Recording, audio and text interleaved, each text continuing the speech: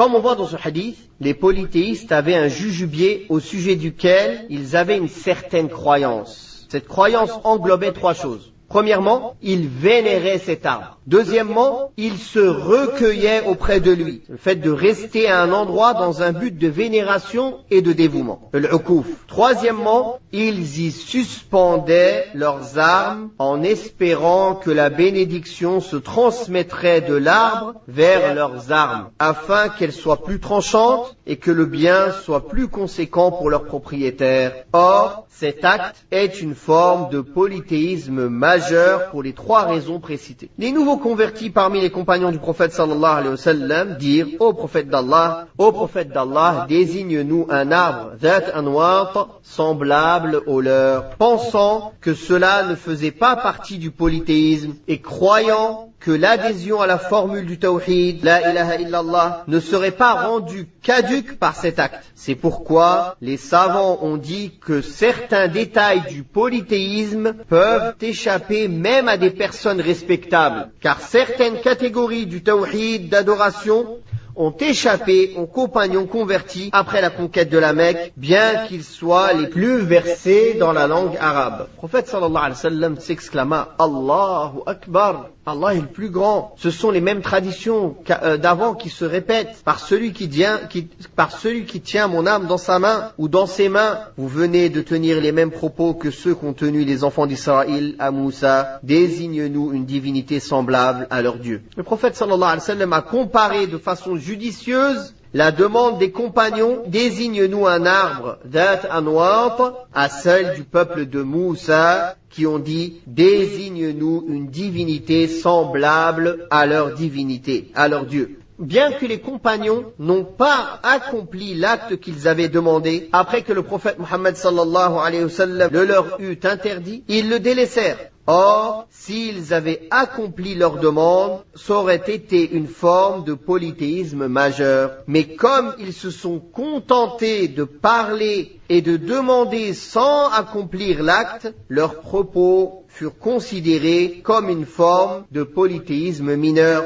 en raison de ce que cela comporte comme attachement à autre qu'Allah. C'est la raison pour laquelle le prophète sallallahu alayhi wa sallam ne leur a pas ordonné de renouveler leur islam. On peut donc en déduire de manière explicite que le polythéisme majeur commis par les polythéistes n'était pas uniquement lié à leur recherche de bénédiction auprès de cet arbre, de ce jujubier, dhat anwat, mais aussi à la vénération qu'ils lui vouaient, au recueillement au pied de cet arbre et à la recherche de bénédiction en y suspendant leurs armes. Donc à cause de ces trois causes ensemble, nous avons déjà cité que le fait de chercher la bénédiction par les arbres, les rochers et autres, s'il est accompagné de la croyance au fait que cet objet rapproche d'Allah et permet à la demande de l'atteindre, ou d'avoir plus de chances d'être accepté, ou de faire en sorte que le bien s'accroisse pour la personne qui recherche la bénédiction en cet endroit, alors c'est une forme de polythéisme majeur qui était pratiquée par les gens de la période anté-islamique. Et si l'on médite sur les agissements des adorateurs de tombes et des fabulateurs de nos jours, on se rendra compte de manière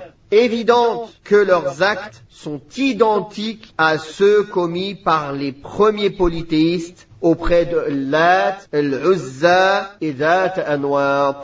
En effet, ces adorateurs de tombes éprouvent une croyance envers la tombe, voire même envers la grille métallique qui entoure la tombe. C'est ainsi que dans les pays où le polythéisme est répandu, ou bien il est manifeste, dans les différents lieux où l'on visite les tombes, on voit des gens qui éprouvent une croyance envers le mur ou la grille métallique entourant la tombe. Lorsqu'ils frottent leur corps contre ces constructions, ils considèrent s'être frottés contre l'occupant de la tombe dont l'âme communique avec eux. Ils croient alors que celle-ci intercédera en leur faveur en raison de la vénération qu'ils lui ont vouée. Ceci est une forme de polythéisme majeur, car correspond à l'attachement du cœur à autre qu'Allah subhanahu wa ta'ala pour susciter un bienfait ou repousser un mal, tout en considérant cet autre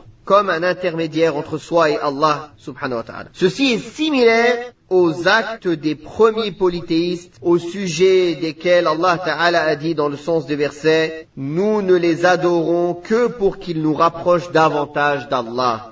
Quant au second type de tabarruk, de recherche de bénédiction, que nous avons cité précédemment, il consiste à croire que se frotter contre quelque chose de particulier peut être une cause de bienfait, comme le font certaines personnes ignorantes dans la mosquée sacrée, qui se frottent aux portes extérieures de la mosquée, à certains murs ou aux piliers. Mais si ces personnes croient qu'il y a une âme dans ce pilier, ou qu'une personne est enterrée non loin de ce lieu, ou que comme ils le disent, certains bons esprits sont au service de ce pilier, et que ces personnes s'y frottent afin d'atteindre Allah, de se rapprocher d'Allah, alors c'est une forme de polythéisme majeur. En revanche, si elle se frotte en croyant que ce lieu est béni et qu'il peut être la cause de guérison, alors c'est une forme de polythéisme mineur. En conclusion, se frotter à une chose en particulier, en la considérant comme une cause, est une forme de polythéisme mineur. Par contre, si le cœur s'attache à l'objet contre lequel on se frotte, ou dont on recherche la bénédiction, en le vénérant, en se recueillant auprès de lui, en croyant en la présence d'une âme à cet endroit, ou que celle-ci pourra intercéder en sa faveur auprès d'Allah, alors c'est une forme de polythéisme